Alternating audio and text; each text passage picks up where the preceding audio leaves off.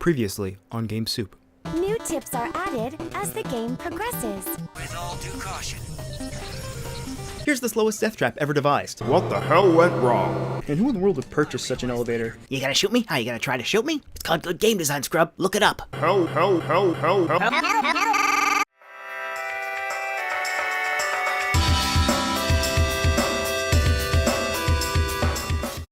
Well, since we're already discussing the final stage, we might as well bring up the visuals of this stage, and the final boss fight. Believe it or not, the visuals are also a huge issue in Mighty Number 9, and I don't mean the quality of the visuals. Although, I mean, well, yeah.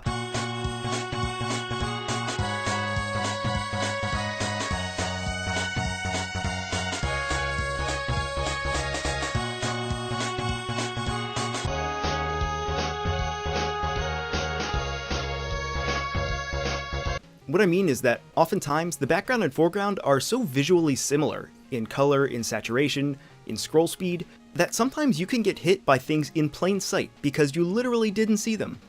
The final boss is also guilty of this poor visual distinction. Wow, there sure are a lot of colors happening right now. In a situation like this, when you know the player is going to be staring at the same screen or the same set of colors for a prolonged period of time, it's probably in your best interest to make sure that those colors aren't, killing your eyes. Maybe a little softer on the neons here, and the brights. Everything's extremely bright, and the boss is the same color as the background. Wow, that's incredibly unfun. The fight is already pretty hectic, and it gets a lot worse when you can't rely on your peripheral vision, because threats just seem to melt away into the background if you're not looking directly at them. Have you ever noticed how projectiles in games tend to be either brightly colored or outlined, or at least decently contrasted with backgrounds? This is what happens when you don't do that. So please do that. And here's my favorite example of visual trickery. It's these flying road sign bots in the highway stage. They look pretty innocuous, right? But their move speed is either very close or identical to the background scrolling speed. Well, this could be problematic. The background is pretty busy already with electric and neon colors, so when these robots lumber towards you from the right, they tend to simply fade into the background until you literally collide with them. I've played this stage so many times, and I've been surprised by these more than I care to admit. And maybe it's just me and it won't be a problem for every single player, but it really highlights how a lack of visual distinction can make levels harder than they're intended to be.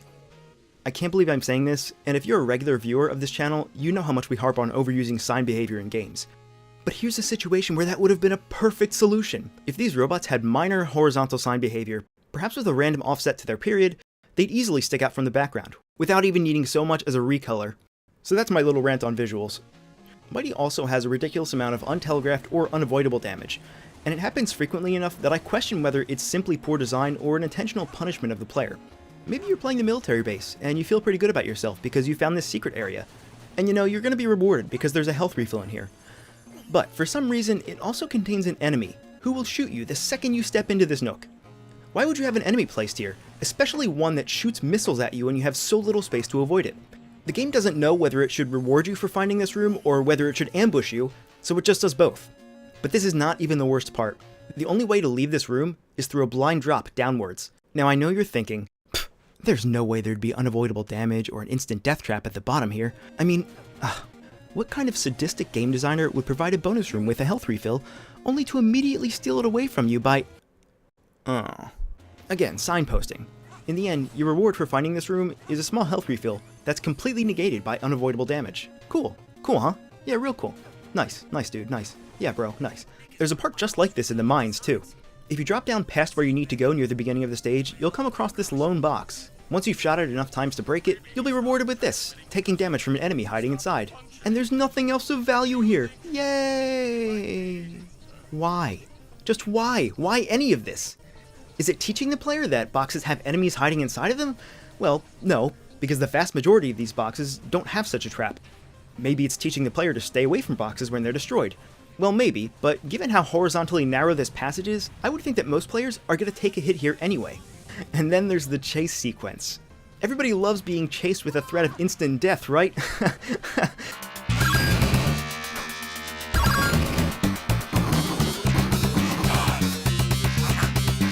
I mean, Mega Man X did it, right, in Armored Armadillo stage, so it can't be bad here, right? When you drop down here and you see what's coming, it's the wall of death over there.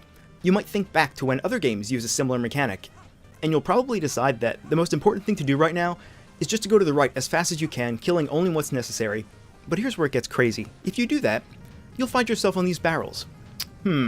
You can't shoot straight down in this game, right? A downward dash doesn't damage these barrels, so you're clearly meant to shoot them somehow.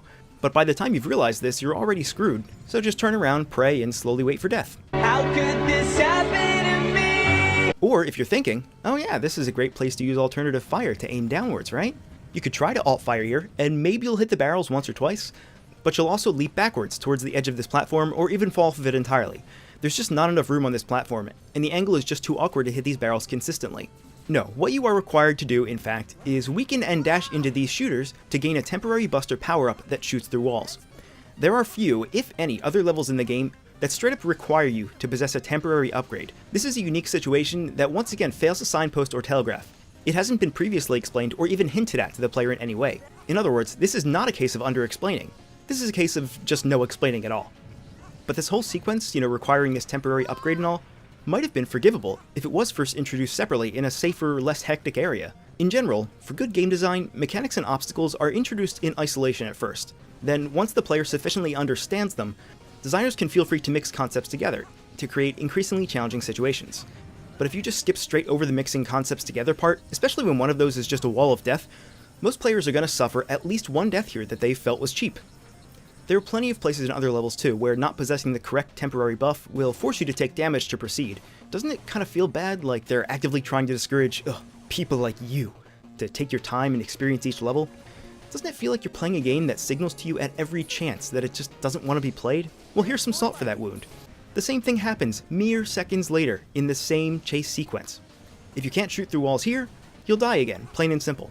And yes, if you're wondering, it is quite easy for the buster power-up from earlier to have worn off by this time, so you have to kill another enemy.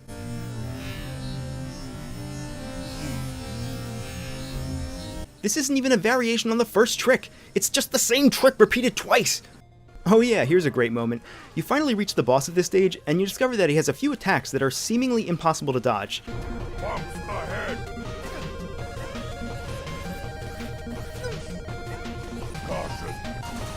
Untapped area. Unless, of course, by accident, you discover that you can hang from the edges of this arena. But wait, these ledges don't look anything like the ledges that we've seen all throughout the stage up to this point. So why would any reasonable player automatically assume that these ledges are grabbable too? You think that's bad? Well, check out this cool attack. Is there any way to avoid those if you are a normal human with normal reaction times and who isn't staring at the top third of the screen because you're too busy fighting a boss? Probably my favorite case of unavoidable damage is enemies spawning directly on top of you. Yeah, it happens way more often than you might think, because there are several stages where the camera stops rolling at a certain point, and you have to survive for about a minute or so in some arena-style gauntlet, with enemies spawning all over the place. Of course, the problem here is a lack of signposting. Enemies can spawn anywhere, without an obvious spawn point. And because there's no warning, you get just a fraction of a second's notice to react. Of course, these spawn positions are fixed, so as long as you just memorize the whole thing, you'll do fine. But is that really the best way to give the player a challenge? Other times during these survival sections, enemies will actually fly in from the foreground, which is a really cool idea on paper, but they gain collision the instant they reach the main layer. And you can't actually predict where they intend to go. So even if you see them coming in, there's no way you have the time or the information to do anything about it. Well, I'm flying on in, I'm gonna hit you. Only I could see the future. I wouldn't have played this game. So this is what happens when you design your levels without the player in mind.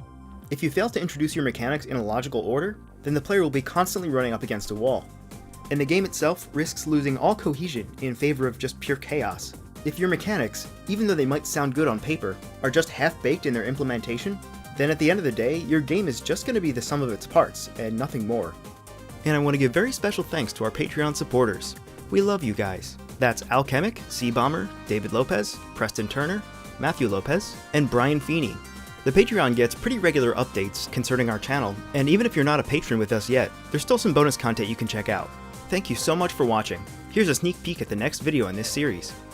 Next time on Game Soup. Heh, Alt-Fire. That's also a great segue into some other underused and underexplained mechanics. Why is precision duck dashing so important that it has its own set piece with an on-screen solution displayed? Why? Just why? Why any of this? How went wrong?